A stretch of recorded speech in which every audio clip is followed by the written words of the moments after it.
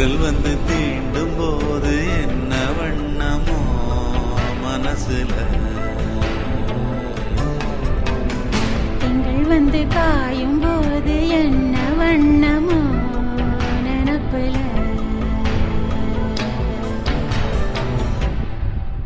ஈரம் விழுந்தாலே நிலத்திலே எல்லாம் துளிர்க்குது, நேசம் பிறந்தாலே உடம்பெல்லாம் ஏனோ சிலு